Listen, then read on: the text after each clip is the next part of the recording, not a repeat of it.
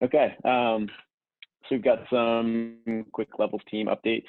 Obviously, Haley has been helping us out over the past week, and then Nick Krasny has been also helping with the sort of the growth concepts and overall the critical operations that need to be upgraded in order to scale.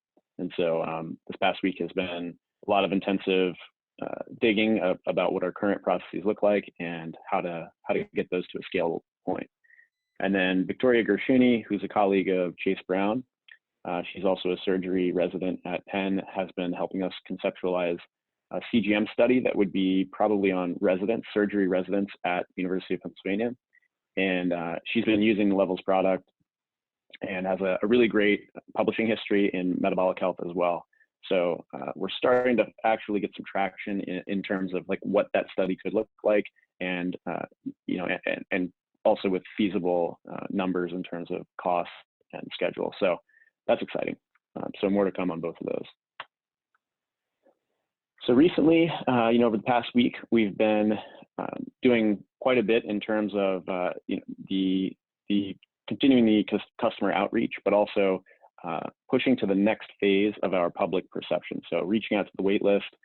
Haley has a great concept for the newsletter, which should go out potentially today, right there in the middle. So this will be just like touching many of our waitlist audience for the first time and letting them know that we're here and we're going to start keeping them up to speed as we trend towards launch. And then we had the first draft of version 2 of our website presence from the working assembly this week. And you can see that in the sort of right there. I think it looks really amazing.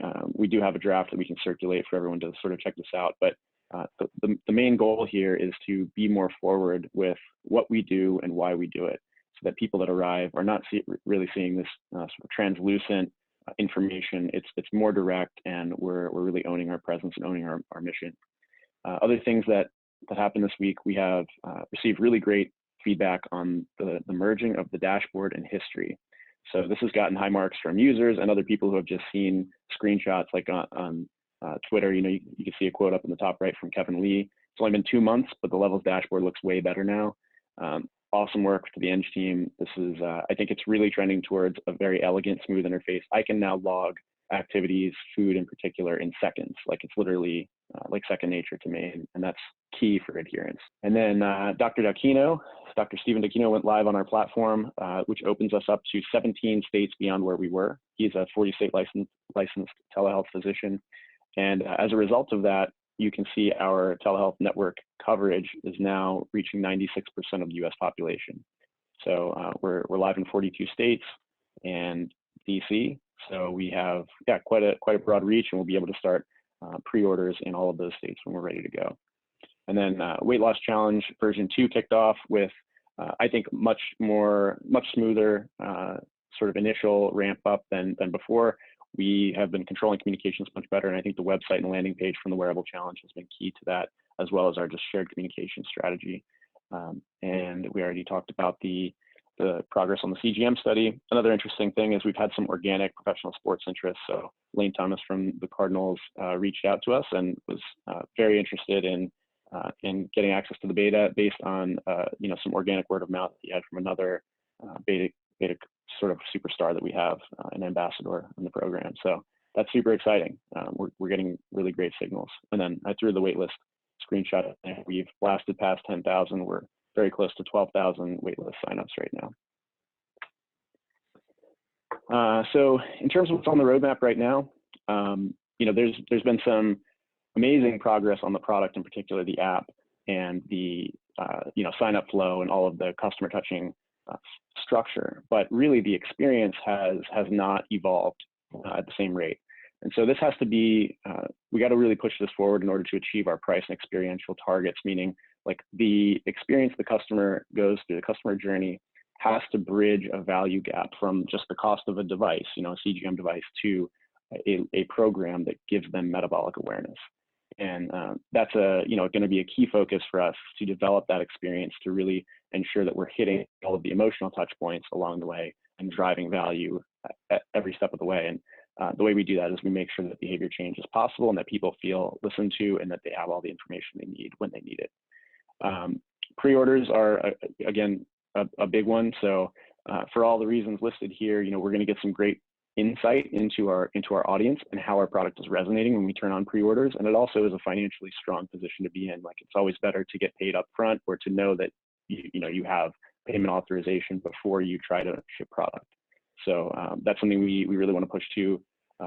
In the next 1 to 2 months, probably, we're going to want to start turning on pre-orders, and then using those signals, we can structure our approach to full launch accordingly, stacking up resources and making sure that we're ready to hit the scale that the scale of the response from pre-orders. And then, as I mentioned, the next gen hardware partnership. This is key. We really need to be integrated. We need a holistic experience for the end user. Right now, we have a disjoint process where we have multiple apps, and the onboarding is somewhat complex. And it's causing, people are getting through it, but these are people who are beta testers. They're oriented around the concept, like, okay, I'm testing an early stage product. That doesn't scale. And so we have to be thinking far in advance and saying, how can we be holistically integrated with the next generation of hardware? And that starts now. We have to close a partnership with a next gen hardware company, because that's the only way that we're going to really manage the experience and have a branded premium feel from start to finish. So that will be a core focus. And then, of course, launch this year. So weekly beta trends. As many of you know, we have been throttling our beta signups deliberately. Like, we only had so many resources, and we're somewhat operationally constrained right now. And we want to make sure we're maximizing feedback. So we're not just opening the gates to all of our beta signups. So you'll see some numbers here that may not make much sense. We had 56 signups, but only 12 approvals, 10 onboardings, and 13 finishers. And that's deliberate, because we want to, we're signing up many more people who we're actually amortizing across June and July.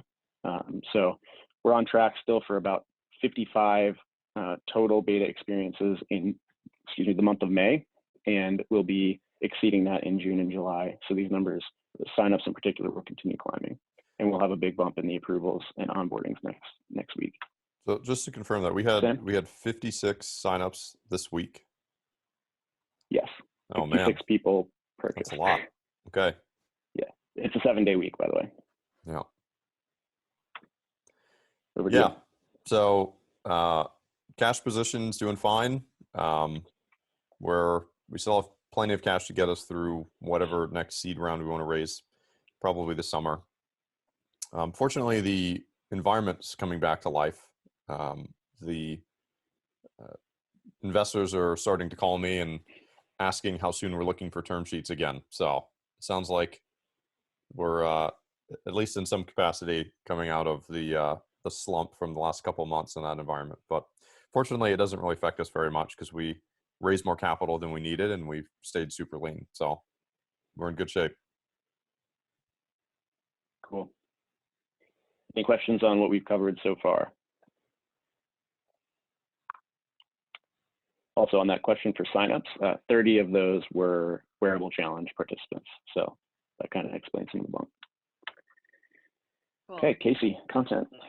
Yeah, so let's see. First thing to mention, new blog post up today, how to maximize athletic recovery with continuous glucose monitoring.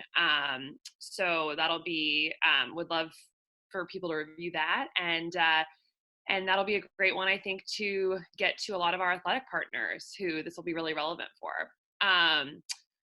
Otherwise, we this week gave some expert quotes to Endocrine Web about an article they were doing about PCOS and prediabetes, publication date on that to be determined.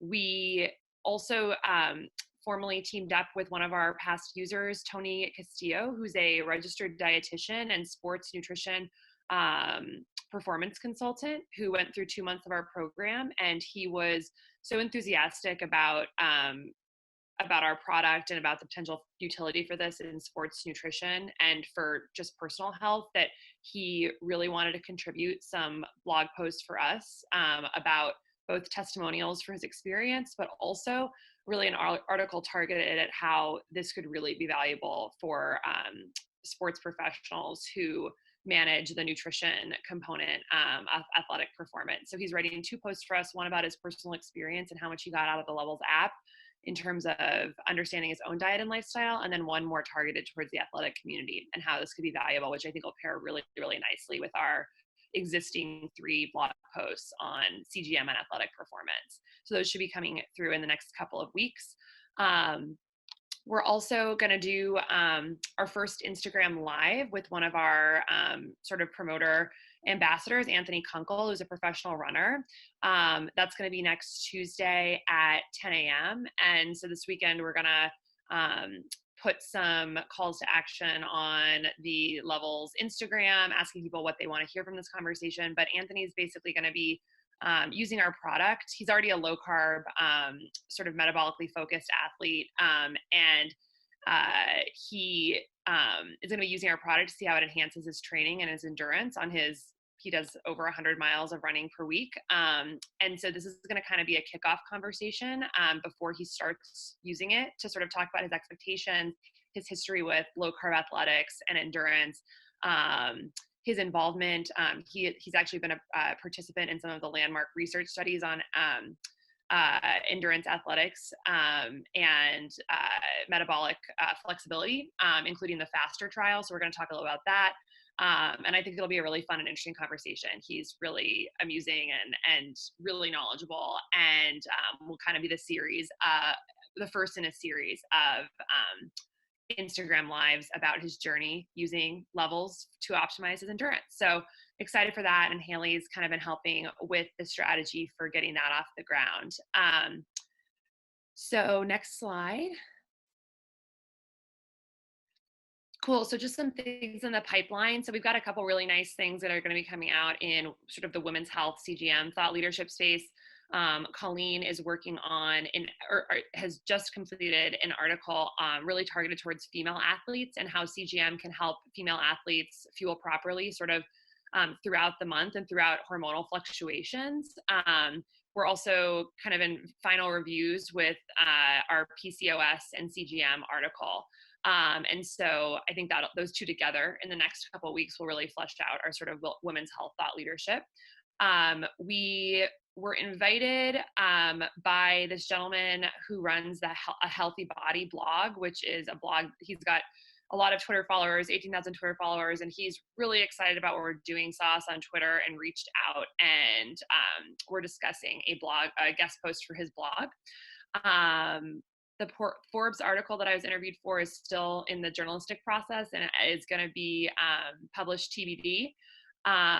From a podcast and media standpoint, we've got some cool things coming up. We have been in conversation with Dr. Ben Bickman from Brigham Young University, who's a really big keto researcher, really big on the keto podcast circuit. And he's going to be in our beta program. He has sent me an advanced copy of his book, Why We Get Sick, which I'm going to be reading and kind of doing a book review for our content. That's not coming out formally till July, his book, but we have an early copy of that, which is great. And then sometime in June, we're going to be doing a conversation about his book and about the beginning of his Levels experience, probably on Instagram Live. And we've got a couple other podcasts coming up as well, Veggie Doctor Radio, and we're formalizing a potential spot on a UN podcast about AI and medicine. And then just from a content marketing standpoint, we've got a ton of great articles in the pipeline to go on our blog that are kind of all in various stages of the editing process. But yeah, so kind of going lots of different directions, and yeah, check out the new blog post on recovery and let me know what you think. Awesome. Thank you, Casey. All right, Cool. David. All right, so just to kick things off, we're trying to get to the product experience that provides a lot of perceived tangible value and takeaways and has a seamless onboarding experience. But before we get to that, last week I previewed the dashboard history merge, and that is almost complete. There's a really good release out this morning from John that you can test with the much smoother day slider, and you can quickly go back and forth between different days. One of the nice things about this is that it helps people understand the context around their day-over-day trends. Are they seeing improvement? And also, what are interesting days to look at? So can see I have a lot of green good days because I've been eating very well, but in the past I had a few not so good days. Yeah, take a test on that today. I would love to, if we can fix some of the remaining bugs, get that out to users as soon as possible. Next slide. And then the big thing that I've been focused on from a forward-looking perspective has been the tangible value piece with our reports. So said in the past, there's like daily, weekly, and monthly reports, and we're thinking about them with different goals in mind. Daily being encouraging engagement and adherence to the program. Weekly showing you your kind of current state, where you're at, and pointing the direction towards improvement and helping celebrate some of the accomplishments you might have had there. And then the monthly report being the bow on top, your takeaway, what happened, what does your metabolic health look like, and what worked well for you from a meal perspective and what didn't work. So real quick, you saw these slides last week, but we have one of our engineering friends working on this, Jeff Astor. He's mostly implemented this, so this is making good progress. No launch date for it specifically, but it's near the top of our list of priorities. So hopefully we'll have this worked on over the next 7 days.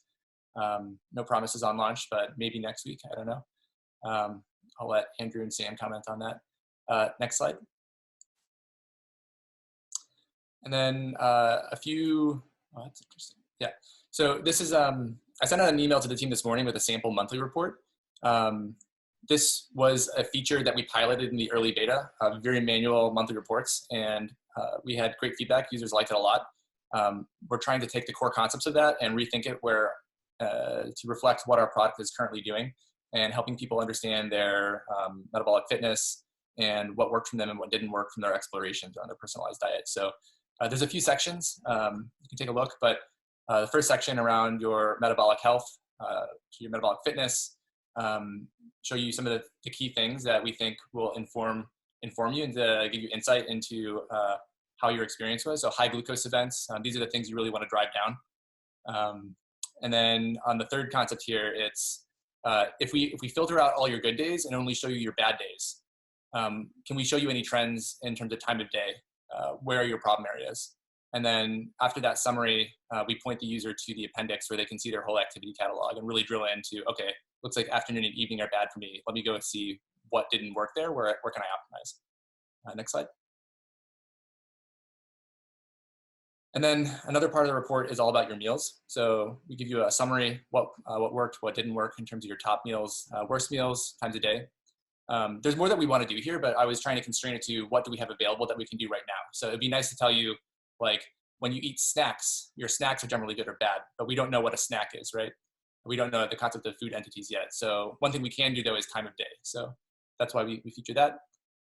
Trends in your meal scores. So you might think the first week or two, we encourage you to explore, see what works, what doesn't work. So you may see high or low in that section, but we've talked about wanting people to improve. So as we continue to think through the program design, which is still in process, how do we show you kind of where you started and where you ended up? And then stack ranks on your best meals, your worst meals, which I'm calling improvement opportunities here. And you can move to the next slide. And then there's so much more we can do. I think I had a version of this that would have 60 pages, but I'm trying to limit it to a small number of pages. So I'm including a concept on appendix with some other things that are useful, but maybe not if you want to just quick glance. So you can take a look, give me feedback. Is there something that you would find value that's not in there? Yeah, that's it. It's awesome. It looks amazing. And, you know, this is something that this is closure for the program. I think, you know, we should have these stages throughout the weekly and daily updates that keep people, you know, adhering and up to speed on a high level that they may not be grasping from the app alone. But I think that this end report, if we can execute the way that you've shown it here, is going to be fantastic. So I'm really excited for that. Awesome work. Hey, David, really quickly, is it okay to share this with some of our users who are open to give feedback? Yeah, for sure. Cool. This is mostly fake data and my data. Actually, can you go back one thing here? I want to highlight one. Okay, you can't really zoom in, but if you look in the far right picture here, each of these rows is a zone, and I've hopefully intelligently collapsed the zone's many entries into a single line of text. So I played around with a bunch of concepts with images, and it doesn't really fit into these graphs. So you'll see the text description is the first entry in the zone, clipped at actually the first entry in the zone. New entries are separated with semicolons, And then there's a limit to the number of characters that we can display on a single row, and then plus X number of more entries in that. We could play around with multiple lines of text here, but there's some fundamental constraints we have in terms of displaying a lot of information in a single page. So if you don't like it, that's another area for feedback.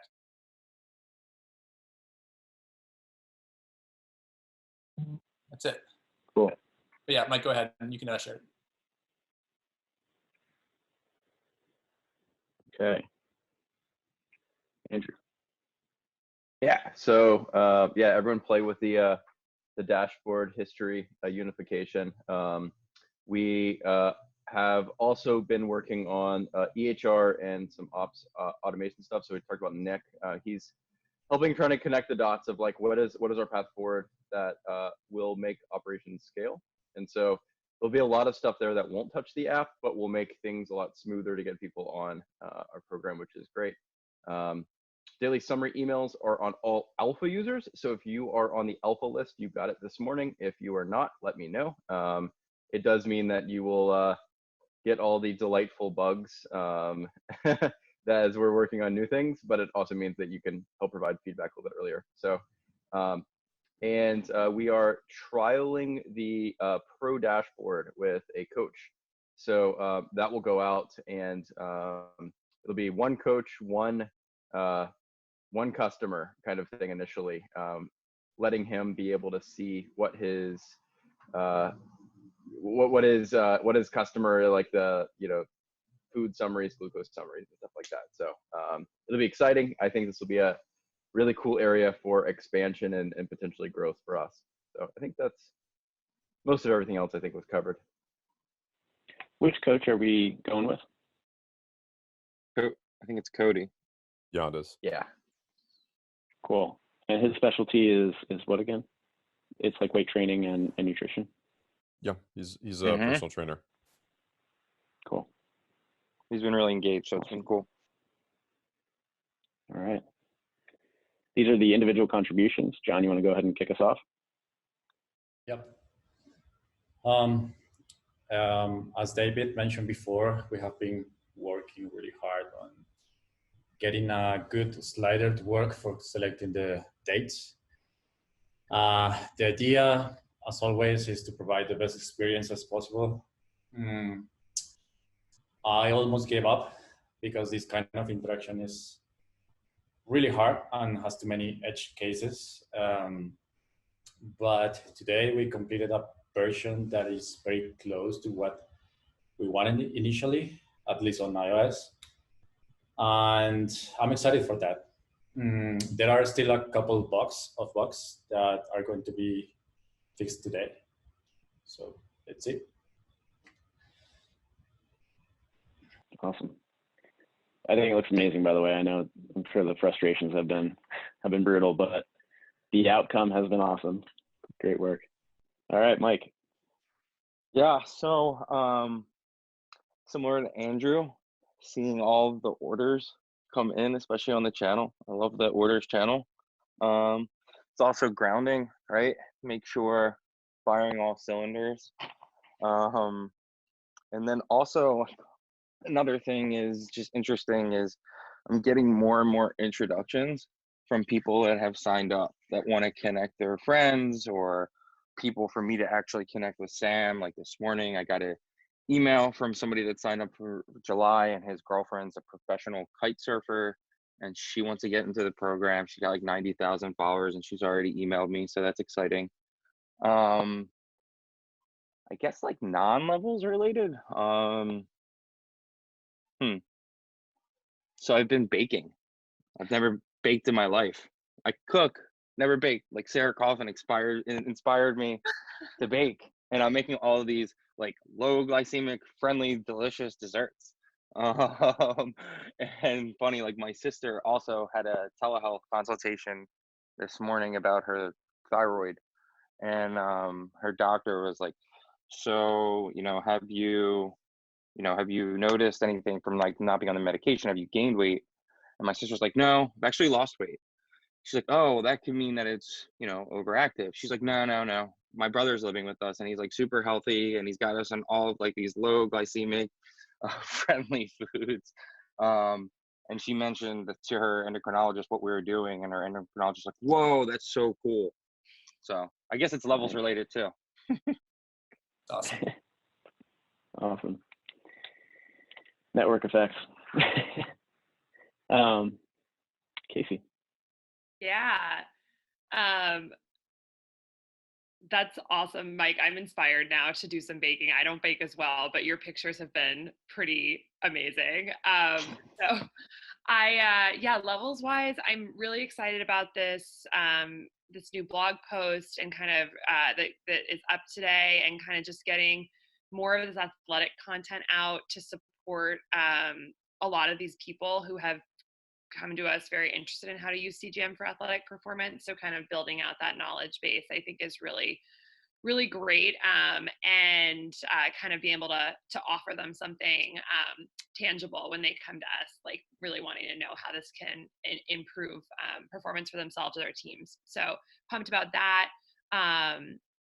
Really excited to have been working with Haley this week, and really happy to have you on board. And thanks so much for, jumping in just like full steam ahead and being incredibly communicative and productive this week, Haley. It's been a lot of fun. And that's been, a great addition to this week and to the team. Personally, not too much to report this week. I am reading my first science fiction book ever. And so I feel like this team has inspired me with some science fiction recommendations, and I'm starting with a friend who's science fiction obsessed, said this was like a really good intro to science fiction book. It's called Waypoint Kangaroo. So I'm working through that, and there's a lot of people having having wars on Mars, and it's really very interesting. So I'm excited about that. And then I will bump it up and need to do Third Body Problem and all the books that you guys have recommended. Let's read all three in that trilogy. They get better and better. Yeah. 100%. Speaking of Mars, Awesome. Josh, what's the status of the SpaceX launch? Yeah, everything's trending. I have on schedule at 2:15 the press conference to see how the wet dress rehearsals went. But Wednesday the 27th is currently flight day. So if anyone's interested, U.S. is going to put astronauts back in space for the first time in a long time. So that'll be exciting. On the rocket, Josh. So breathing off the systems that hopefully breathing off the systems that I had my hands on. So it's going to be exciting. That's so cool. That's definitely my personal excitement right now. Is I feel like extremely euphoric that this moment has arrived, that all that work and all my friends who have worked on it are going to finally get to see it happen. But also some nervousness there for sure. Like Doug and Bob are great guys, and really obviously want that to be super successful and have them excited and back on solid ground a few months later actually. And then levels related,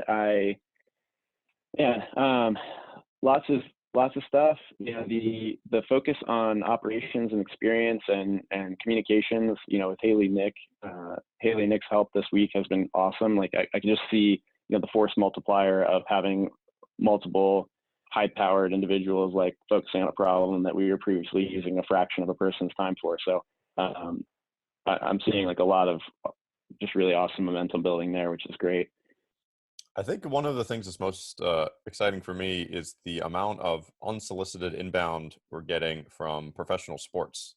There are a lot of pro sports teams. I've had conversations with NFL teams, NBA teams, NHL teams, MLB teams. I have an intro to A-Rod, who I believe is a baseball player. I've heard the name before. No, he plays football. Yeah, something like that. Yeah. And he might come on as an angel investor, which would be interesting. Did you say A-Rod? Yeah, that's right. That's what? Yeah, that one. Yeah. Yeah, he dropped that really subtly there. He's a really big deal. It was subtle. Also I think Jennifer Sam Lopez. doesn't know who he's dropping. I actually don't. Even I know that. Yeah. I've heard the name before though, which means like Yeah. He's You can Jennifer tell. Lopez's A-Rod. husband. is that right? Yes. He's like Okay. one of the Who's Jennifer? superstars of the past 20 years of Yankees Oh, really? baseball. Yeah. Is he like the He's Michael got Jordan of baseball? Yes. Oh, interesting. Yeah, close to it. Not quite adjacent. Okay, interesting. Good to know. He's like the better he's Mark like, McGuire. Gotcha. He's like Scottie Pippen of baseball. Gotcha. So, yeah, so there's been a He's lot also of got really. a show on CNBC. Oh, really? Funny. Yeah. Yeah, so it's been interesting to see how much interest there is from professional sports. I think that these types of pilots and projects that we can do with professional sports really aligns well with our mission and our brand to start to make this stuff really break the stigma around metabolic dysfunction and to get people to start thinking of glucose management as something that is not, it's something that is not just for sick people. It's for people who want to improve their lifestyle. So I've been very excited about that. Yeah, awesome. All right, Evan, you want me to open this link or are you going to share your screen? I have Photoshop open, so my computer's too slow for me to share my screen right now. So if you could be so kind as to click that link, and I can just say next slide. Okay, so let me.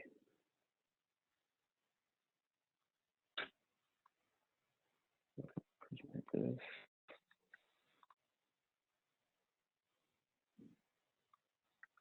Okay, everyone see that? Yep. Okay, great. All right. So yes, quick about me. My name's Evan Richards. I work as a data scientist at Levels, and this is a photo of me during the shelter in place. I was lying down in the middle of the road because it's closed to through traffic for slow streets. I just like this photo of me. I'm wearing a beret. I'm having a good time. And I want to talk to you about what I've been working on lately, which is complexity analysis for glucose and how it relates to some of Levels' overarching goals. And next slide. What we want to do at Levels is have a good idea about what your metabolic fitness is.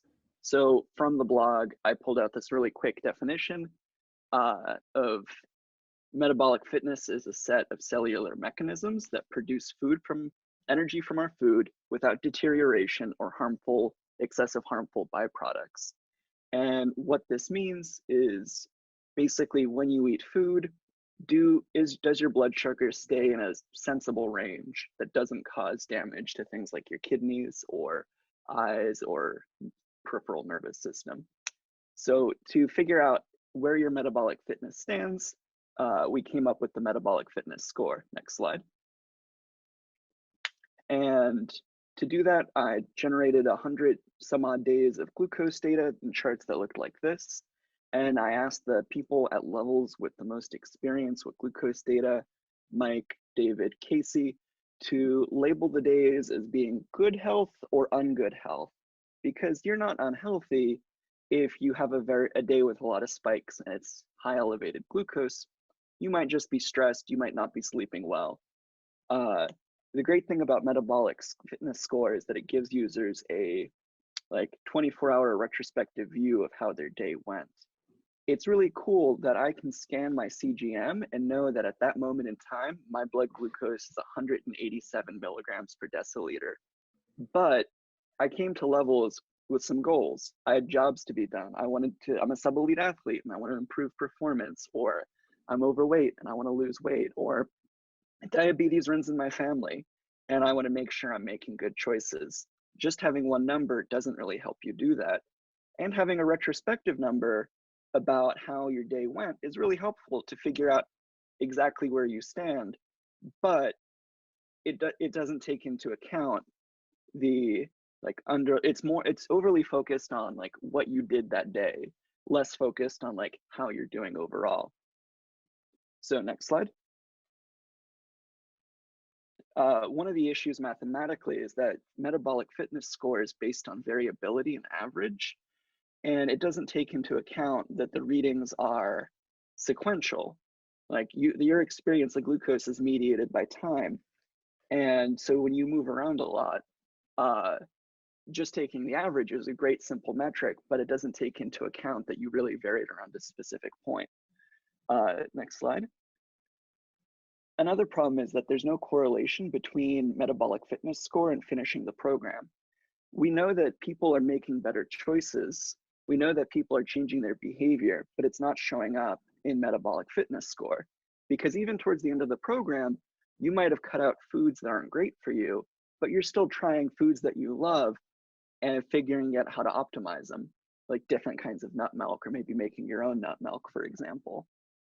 Next slide. So there's this field of complexity analysis. And basically, it relies on the fact that your body wants to keep your glucose in a tight range.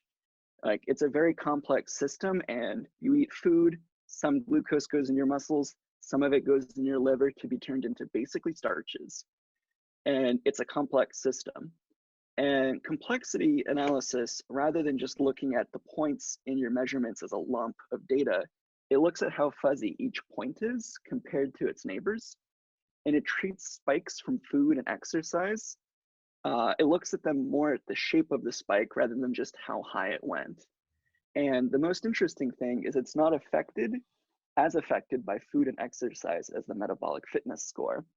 This is a relatively new field of research starting in the 1990s and only reaching glucose in like 2010 was the very first paper. So there's two papers I reference, one of which that you can use complexity to predict who's going to get diabetes, and another one showing that complexity is correlated with insulin resistance. Two things that we really care about at Levels. Next slide. Yeah, so I ran through 3 users, Casey, David, and another user who has really high, like some of the worst metabolic fitness. And complexity is roughly correlated with where we expected people to stand. Casey has fantastic health. David eats like shit, but is in pretty good health. And this poor guy in the top right, his pancreas is like just really diminished capacity, poor guy. And no, for real though, his average is like 140 something. Anyway, so directionally, complexity analysis is in the right, like implementing it on our users looks to be directionally correct. And this is the sort of thing that it's really new because a lot of researchers just do like 1 day of CGM readings and then they do their analysis. But what I'm doing is taking like weeks of CGM readings, and it's just a whole new field and it's really exciting. And next slide. Yeah, and then I've been writing up like research findings and questions and citations and stuff in this document. So if you want, you can read this and see like some more graphs and learn more about complexity analysis. So excited about this. There's so much that's going to fall out of this. It's really cool. Amazing work, Evan. This is awesome. Definitely. Perfectly timed presentation too. Yeah, I practiced a little bit, you might say. Nice. Okay, cool. Well, appreciate all of the contributions and everyone's time today. Any last QA or topics to chat about with everyone on the phone right now? Cool. Well, Casey, yeah. Okay. No, I was going to say Casey's promised us a nut milk recipe, so everyone tune into Slack for that. And Mike has promised like he has another announcement. cookie and like cake recipes too, but I'm still waiting. So I got it. Yeah. Got it. I'm in there. It's Friday. I got it.